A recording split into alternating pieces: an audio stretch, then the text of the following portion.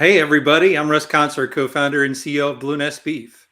I'm here this evening with a very special guest, my good friend, Dr. Jonathan Lundgren, founder of the Ecdysis Foundation and Blue Dasher Farm in South Dakota. Jonathan, if you see me crying tonight, I'm kind of hoping that we get more pollinators back to consume all this pollen. It's killing me down here in Texas as we go. We're only going to have 30 minutes, and you and I could talk for hours. I know we sometimes do. So let's get right into it and give us a little bit of background on you.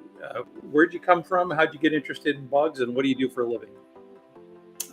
Sure. So I'm John Lundgren. I got a doctorate in entomology at Illinois.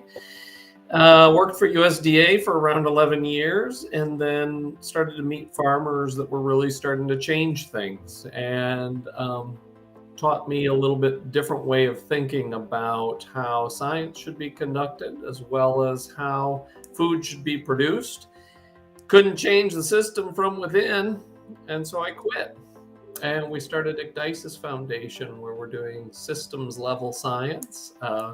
Still study insects a little bit here and there, but we're much more focused on the full system now. So, but bees and all of those guys are still near and dear to my heart. Yeah. So, and they're entirely relevant too, right? I mean, here at Blue Nest, we work a lot with birds and Audubon Society as well. I think insects may be as meaningful, if not more so, in the diversity of some of this stuff. A little bit smaller, harder to see, but how do insects fit into a regenerative agriculture system, and what kind of things do you look for in a regenerative system when it comes to insects? Yeah, they're great indicators of life, aren't they? It's kind of a Goldilocks thing. Microbes are so small, it's hard for people to really comprehend or identify with them.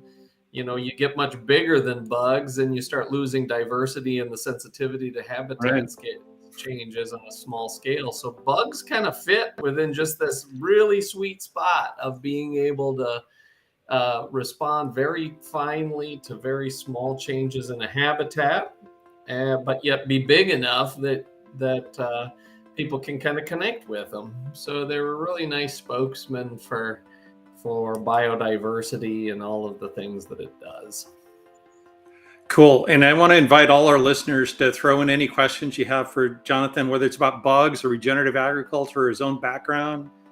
Chime in here. We'll go wherever the mood takes us here. You said a key word in there, diversity, biodiversity. And it's not just aesthetic, is it? What's the importance of diversity in agricultural systems, whether it's bugs or other things? Right. So an ecosystem doesn't function without life, right? It needs life in all of its many shapes, sizes, forms, colors in order to produce, services, right? The productivity of a habitat is directly related to how much life it supports. So things like insects, plants, birds, all of these things are really inherent in how a habitat works. What do bugs do for us? They pollinate our crops, they recycle nutrients into the soil, they punch holes into the soil to allow nutrients to get down in there, water to infiltrate. They eat our pests. They regulate plant communities and weeds out there. But one of the things that we kind of ignore or overlook or forget maybe is that the colors and the scents and the tastes, the flavors of our world are plants' responses to bugs. And Really? So in an indirect way, yeah, I mean, all of the spices in your spice cabinet taste the way they do. Those are plant phytochemicals that were produced oftentimes to regulate herbivory, and as such, we benefit from those things. The smells, all of the perfumes, all of the essential oils that are in your cabinets right now are usually plant responses to herbivory that we try to bottle up and use for our own good. Colors, I mean, when you look outside, you see a lot of green, right? But you see a lot of other colors too. And a lot of those other colors are flowers and other things like that to attract pollinators. and so they're trying to call out to insects. So yeah, that's kind of the indirect way that insects end up really shaping the world around us. Yeah, if you think about that, it's almost profound. I assume, and it's like you mentioned the colors and perfumes or senses, but there must be kind of like things the plants want the bugs to do and things the plants want the bugs not to do. Sure. And I Yeah. guess those are important in the chemistry as well. Oh, absolutely. Yeah. No, it's not necessarily just defense. It's also attraction and yeah, enhancement and all of these other things that plants and bugs are kind of in this co-evolutionary war arms race to see who can kind of one up the other sometimes, or promote each other. It all depends on your perspective there. Yeah, yeah. So let's go. I think when we think of bugs, too many of us, certainly where it comes from my background, insects are something you try to kill and get rid of. They're all, it's like presume that they're pests, right? But what's the difference between a pest and broader bugs, and what's their relative relationship in a healthy ecosystem? Right. So I mean, yeah, pests are just things that get in our way. At the end of the day, they bite our children in the night. They eat our food. They destroy our clothes or whatever. But really, I mean, that's our response to most biodiversity out there is what do we need to control? What do we need to kill? And rather than seeing all of the things that life does for us. So it's much more than a bug thing, but certainly something to keep in mind. Yeah, cool. You said something important early on in your own journey here about you started, let's switch gears to the Regen Agriculture thing. That you started noticing some farmers were doing some things differently and getting different results. Can you tell us about that journey?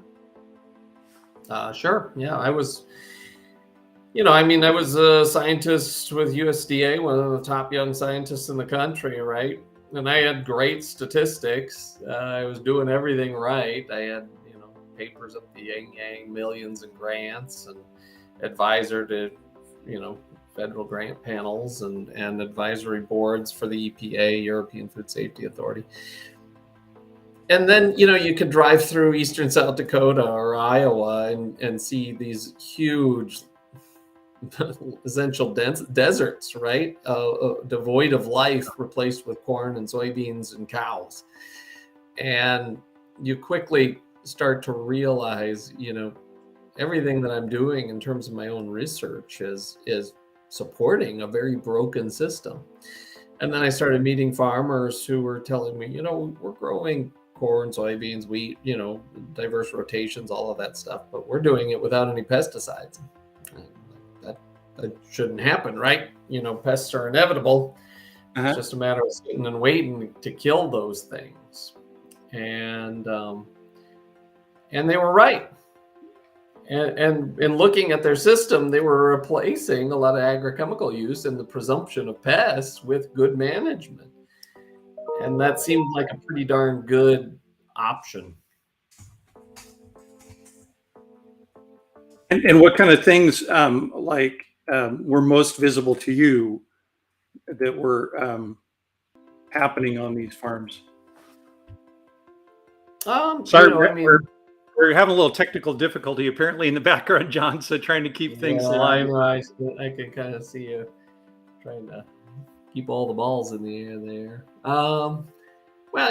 They were, a lot of it had to do with plants, right? Plants and animals at the end of the day are probably the best tools for driving the productivity of an ecosystem. They're things that we can manage and manipulate in order to promote diversity and ecosystem functions. So what did I see? They always had living roots on the ground. They weren't disturbing their soil so often. They had plant diversity. They were thinking about multiple species out there. And some of these folks, the really crazy ones, were even integrating livestock into their crop ground and stuff like that. And then on the rangeland side, we saw something a little bit different where they were instead of just leaving their cattle out and forgetting about them all year, they were having high densities of cattle and then moving them frequently and allowing those pastures after graze to rest. And when they did that, we saw just tremendous impacts on the plant community, on the invertebrate community, and on their own productivity in terms of their operations. So. And how fast do you see changes when they start implementing some of these differences? Well, you start seeing changes within the first year. What's interesting though is I haven't seen a plateau yet. And so the potential in terms of conservation and regenerative outcomes, if those are soil health, if those are biodiversity conservation, nutrient density of the foods, profitability, we just don't. I haven't seen where they're really plateauing yet. So so you might not see everything right away, but you also don't see the end of it yet either. And so the resourcefulness of this is really fun to watch. Yeah. And you're seeing this in different systems, because I know you've done work in almond systems and cropping systems and grazing land systems. Are they pretty much common phenomena, or do you really kind of see some different things that are happening differently in these different systems? Well, there's the general trend is always the same, which is kind of fun to watch, no matter where you go and which system that you're working in. But there's nuances, of course, and orchards are different than cornfields, are different than rangelands. So, lots of. Okay, so one of the things I know you're involved in right now is this Big 1,000 Farms initiative. Right. Yeah, tell us about that project, what you're hoping to accomplish, and what kind of things you're looking for. Sure. So there's a real sense of urgency right now, right? I mean, people throw around what is it, 50 years, and we will be out of most topsoil on the planet. I think we've seen that before. But we forget that, at current extinction rates, at about the same time, we'll have lost the majority of life on Earth as well. And so this is a pretty big catastrophe that we're on the edge of a cliff here, and we need more than just the status quo. We need more than just an incremental step forward. We need to reinvent how we're doing farming, right, along regenerative principles, but we also need to rethink how we're living and how we're eating and how we eat medicine and many different aspects. We also need to rethink how we're applying science. And science, when you're trying to usher in an evolutionary shift to our food system, you have to practice it differently, because the way that science has been conducted has resulted and produced the system that we're in right now. Yeah. So we decided, okay, the last 6 years, we've been trying to automate, standardize, and really start to dial in. How do we collect a continental scale research program with minimal resources? And so this year we're launching the 1,000 Farms initiative. And so on 1,000 farms across the US, we'll be taking deep carbon, soil micronutrient, chemical, physical properties, water, microbial communities, plant communities, invertebrate communities, birds, mammals, nutrient density, sap analysis, and economics on 1,000 farms across the United States annually for the next 4 years. Annually? This is a huge, huge experimental design that should definitively. Regen works no matter what you grow, where you grow it. Farmers are transitioning, right? And they're successful in this transition. What elements can we empirically tease out? Which elements are driving their success so that we can remove hurdles from this next group? But it also provides this experimental spine, right, for calibrating new technology and for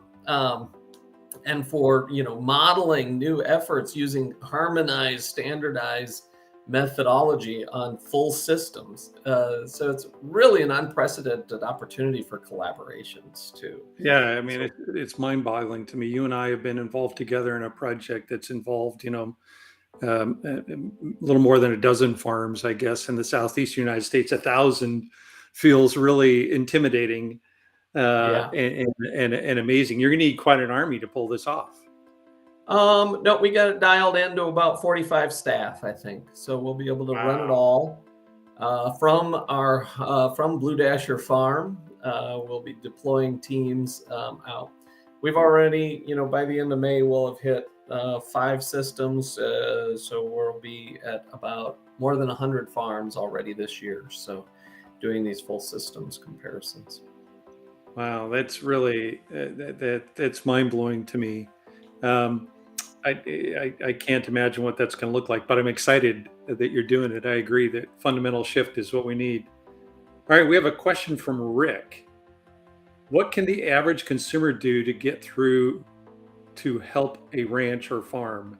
How do ordinary people help Ecdysis in its mission? How do ordinary people help Ecdysis in its mission? If our mission is to change our food system using science, education, demonstration. If you're a farmer, get involved, or register your farm for 1,000 Farms initiative. Change the way that you're producing food along regenerative principles. If you're a consumer, spread the word. Considering sponsoring a farm. All of this is going to be free for the farmers. We're providing about $7,500 worth of information to each farm for free. So think about that. Know your farmer, I think, is at the end of the day a really important thing. And if you can't, then maybe there's opportunities for food aggregators or things like this in order to know your farmer on your behalf. So that trust becomes really important, doesn't it? Yeah, no, I totally agree. How to close the distance between the person producing the food and the person eating the food. How do we create the virtual garden, if you will? The backyard garden. How those tomatoes were grown, right?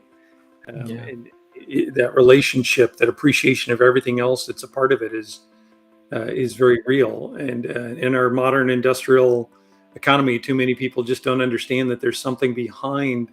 Well, the can at the grocery store. I mean, not enough people shop in the produce section, perhaps, but that tomatoes come out of cans, not off of vines, or whatever the case may be. That's fascinating. So, dig a little deeper into this kind of what at least I'll characterize, and you feel free to change it differently. This kind of observational science that I see you doing, which is you go out and study what people are actually doing in the field, versus controlled science that you've seen employed in industry and USDA, et cetera. So how do you contrast those things? In what way are they fundamentally different, and why are those differences important? Well, I think it takes a step back and says, you know what, as a scientist, I am not responsible for being an expert farmer, right? The farmers are the experts in what they're doing. What we're experts in is understanding, observing, describing things, right? From a logical, framework, and assessing what's going on based on hypotheses that are derived from observation. Most science these days isn't generated by scientists that are out in the field. That's actually really rare for scientists to go out in the field. It's generated behind a computer desk. A lot of the verification programs for Regen right now are generated behind a computer desk. There's very little connection between what it is that we're trying to do and what's happening on the ground. And so for us, the scientists have to become farmers. Number one, we have to actually walk the talk, which is why Blue Dasher Farm is the headquarters for Ecdysis Foundation. This is an operating regenerative farm here, and that changed the questions that we were asking, and it also changed the way we were asking them. Research that's coming out of experimental farms is of very limited value for this type of systems level science that we really need to be conducting right now. Yeah, it's such a fundamental change. I think people just don't fully appreciate that. Modern science has unfortunately evolved into a situation where you try to break things down into tiny pieces we can manage in controlled labs. And nature and ecology is always more complicated than that. As an engineer, we're the worst of them, right? We're just applied scientists by background, right? We break things down into simple models of inputs and outputs, and I'm sure there's all kinds of agricultural engineers that, they set out on a mission to till better or spray better or whatever. And the person who's thinking about doing that is not thinking about the rest of the ecosystem. They're just, I certainly didn't in my world. And it's such a fundamental shift and so important. I liken it to putting Humpty Dumpty back together again. You kind of break the pieces, and now we got to figure out how to make an egg. That's for sure. Easy. A lot of it comes down to just connecting with what being human again. And being human is in part being connected to the land and to the organisms that live out there. And we've really distanced ourselves from that. And I think that is fundamental in restoring our food system as well as our healthier way of life for us. Yeah, I agree with that too. One of the things that I'm really excited about in regenerative agriculture, I'd like you to dig into a little bit, is unbeknownst to many people, our farms and rural communities have really struggled over the last couple of decades, right? They've been squeezed and squeezed and squeezed, and most farmers just struggle to get by at a basic level of living, or all too many. And one of the things I know, like the paper from Claire LeCan in South Dakota on corn farms, great example of profitability differences. And the paper here, I think it was just late last year, right? Tommy Fenster and team on the almond orchard, you're seeing higher profitability. That ought to cause some more and more farmers to stand up and take notice on this stuff. Are you finding traction around the profitability argument, let alone biodiversity, carbon, and all these other benefits? Yeah, what drives a farmer to making a change is something that we discuss here amongst our scientific team every day. And on face value, you have to have more profitability. It has to be at least as profitable as the conventional system. The change does. But once that's attained, if profit was the motivator behind farming decisions, we wouldn't be growing corn and beans. We might not even be producing beef the way that we do right now. There's a lot more profitable ways of farming. And so figuring out what some of those other motivators are in terms of what's important to you as a farmer in making a change, maybe it's the legacy of your farm. For us, we found recently that, our neighbors want to be good neighbors.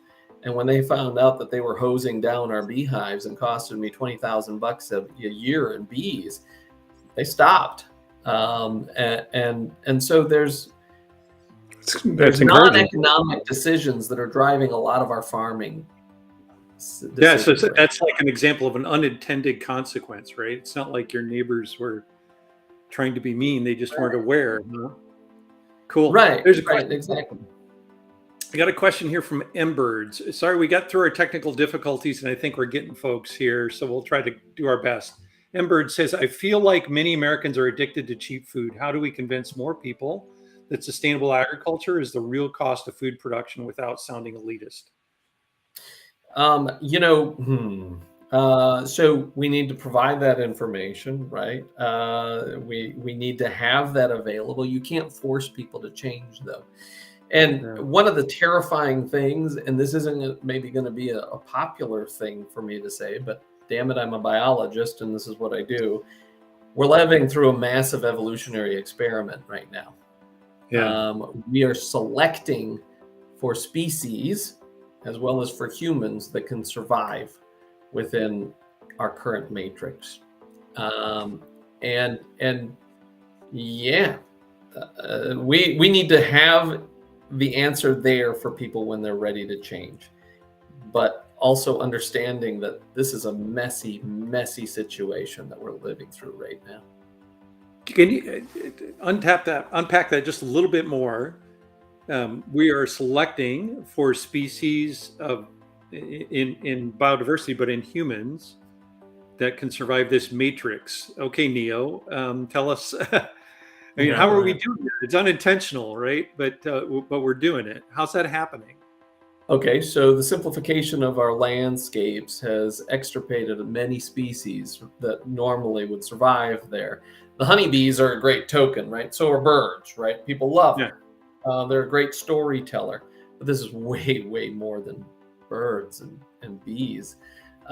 This is, the worst mass extinction event that the planet has ever experienced before.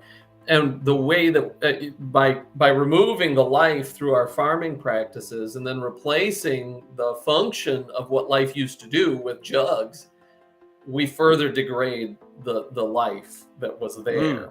And so not all species are going to survive that.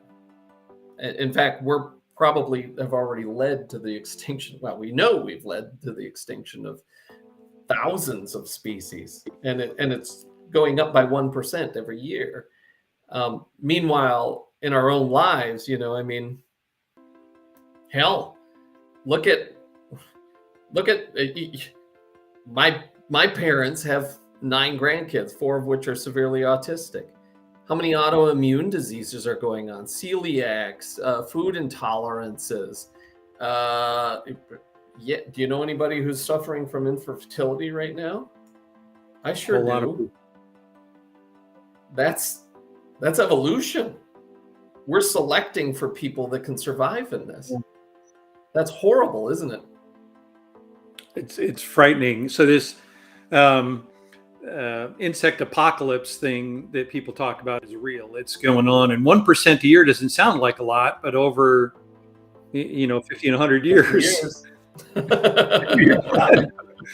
Right? And we laugh, but it's like this dark comedy, right? I mean, it's not funny at all, right? I mean, it's frightening. It's like a defense mechanism. But what's terribly exciting is that we're finding that when farms go regenerative, be it rangelands, be it croplands, if you build it, they will come. And so how fast do they come back? Give us some hope. 1 year we see total changes, right? So we'll see ecosystem functions. Just as an example, predation up in Canada, we were studying transition of cash grain systems over a 3-year period, right? And so we put out these little caterpillars, these poor little things, and then we watch how many predatory insects would come along and munch them in an hour. In the first year of these systems, where they were just getting started, ground zero, it was 25% of these things got eaten, right? Next year, it was 50%. Oh, wow. The year after that, it was 75%. I mean, you didn't need insecticides anymore, right? And so we've seen this time and again, the ecosystems restore very rapidly if we give them an opportunity. And the resilience of the farm and the well-being of the farmer, and it's the answer, right? Yeah, no, it's fascinating. I mean, I've seen the same thing happen, and I don't have your insect eyes and this stuff, but it's really obvious that when you start changing patterns of management on a farm, that life comes back pretty quickly. It's like it really wants to be there. And if we just stop killing things, it's a good place to start. And then we start managing in a way. I mean, like the example you described of a pest, right? A pest is really, is it fair to say a pest is just something that's out of balance in its system? Or is there a better definition than that? Or pests are just symptoms. Yep, they're not problems; they're symptoms. And if you've got a pest, that's just your fields or your rangelands telling you something's out of whack. So fix the problem. Stop slapping band-aids on the symptoms. Yeah. So learn to look at all these elements of the living food chain as symptoms, not problems in their own right, and then you start seeing everything differently, don't you? Yeah. Better yet, see them as opportunities, right? Yeah, as opportunities, especially if we can turn the big opportunity to change the health of people. I totally agree with you on that. That's where my own journey in this regenerative agriculture started years ago. But really, there's just no. I'm an engineer, right, by background, so I think of everything in terms of energy flows, and the energy flow of solar energy hitting bare soil is just a tragedy, right? We've got these broken ecosystems. If we don't figure out how to get farmers healthy and growing crops and food in a way that catches more and more sunshine, there's nothing else we can do on planet Earth that's going to fix that. So Yeah. it really comes down to that simple. All right. Rick says another question. If there was a way to factor in the future cost of the price of commodities, we're missing part of the sentence there. If only there was a way to factor in the future cost of the price of commodities, ... I know what I think I know what he's getting at. If we had some way of calculating the future cost of food, instead of just today's discount in the grocery store, maybe things would be better off. Do you true cost of food? Do you have any thoughts on that kind of stuff? I think it's the wrong question. I think rather than asking what's the cost of change, I think we really need to be balancing that against what's the cost of not changing. Because we know how that ends, right? I mean, we know where that's getting us. Yeah, no, we are. We are. One of the papers I cited last year that really just continues to blow my mind was the paper that documented a loss of 100% of the topsoil on 35% of the Corn Belt. So it just the heck with 50, 60 years. There's all kinds of questions on accuracy and estimates and assumptions, but the path we're on indeed is leading to nowhere. But that's just it, though, right? I mean, we want to hedge our bets. We want some safety net, right? And we come up with excuses of why we shouldn't be changing. Oh, it might be the market's really tough for us to predict, or I think this year, hell, I mean, sure, I can't drink the water out of the well anymore, but if I put this RO filter on for a couple $100, we're good to go for a while, right? Or and at the end of the day, the end of days isn't fire and brimstone. It's this complacency and this acceptance of the unacceptable as normal. Complacency is the problem. So, Jonathan, before we wrap up here, just what you thought you were going to talk about with a bug guy, right? Yeah. No, and you and I could talk forever. I know here, but I also know that on Blue Dasher Farm, you took a piece of property, 5 years ago? Has that been that 6 long? seasons? 6 seasons. Yeah, and so you've seen life changing there already. What kinds of things have you seen on Blue Dasher already, just in the first 6 seasons? I think you said so. Yeah. We saw it go from what I thought was going to be a crop farm to being a livestock farm. We have seen a group of young scientists cut their teeth and make a lot of mistakes and learn. And we're turning out some of the best young scientists that I think are out there right now. I'm so proud of them. And that's one of our best products, I think, right now. Sure, we grow a lot of honey.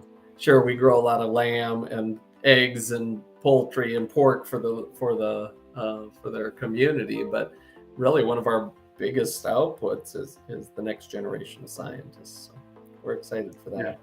I agree. I wish I could remember the exact words right now, but one of my friends who was a chief innovation officer for a large institution had a sign above his door in Latin that basically translated as "corrupt the children." If you want to change the system, change the next generation. Don't worry about changing the minds that are already set. Don't worry about giving them more tools.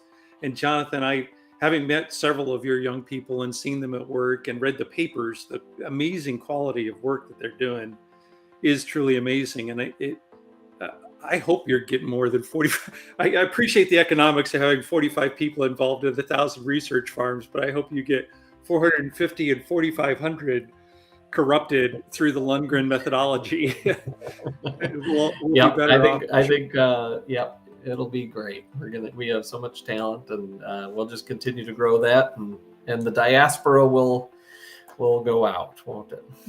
Yeah, you create a new generation, and they're the ones that are truly change the game. All right, well, we've gone a little bit over, but we had some technical difficulties. Hopefully a lot of people get a chance to watch this one on replay.